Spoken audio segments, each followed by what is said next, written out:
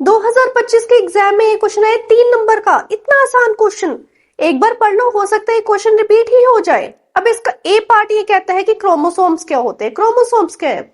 ये पार्ट है जीन्स के। First thing, they are the part of genes जो कि इंफॉर्मेशन कैरी करते हैं for the inheritance of traits, कि ट्रेड्स इनहेरिट हो रहे हैं। और इनहेरिटेड ट्रेड्स क्या है? आई कलर हो गया, हेयर कलर हो गया, या आप कह दो बॉडी फीचर्स हो गए, स्किन का कलर हो गया, ये सारे के सारे इनहेरिटेड ट्रेड्स है।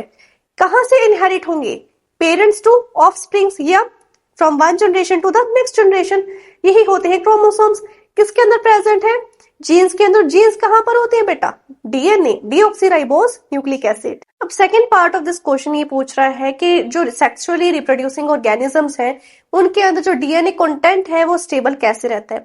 इसमें क्या होता है, मेल पेरेंट और फीमेल पेरेंट के क्रोमोसोम्स के दो कॉपीज होती हैं जो कि हाफ हो जाती है जब फॉर्मेशन होती है जर्म सेल्स की। जर्म सेल्स यानी कि गैमीट्स फॉर्म होते हैं, तो जो दो कॉपीज थी क्रोमोसोम्स की वो हाफ हो गई।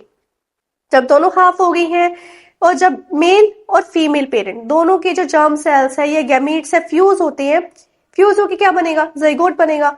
जब वो फ्यूज हो रहे हैं तो ऑब्वियसली वो जो हाफ कॉपीज थी फिर से कंबाइन होके फुल होगी, जितनी पहले थी वैसी होगी।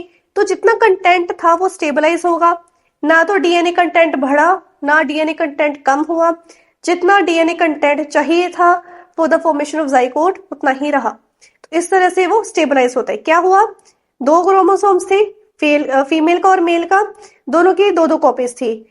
जर्म सेल प्रोड्यूस हुए, गैमेट प्रोड्यूस हुए, दोनों कॉपीज का हाफ हो गया। डन। हाफ हुआ, उसके बाद फ्यूजन होगी दोनों गैमेट्स की। फ्यूजन होने के बाद जाइगोट फॉर्म हुआ जिसमें जो है जो रिस्टोर होना था नंबर वो रिस्टोर हो गया और डीएनए स्टेबल हो गया, यानी कि डीएनए कंटेंट स्टेबल हो गया।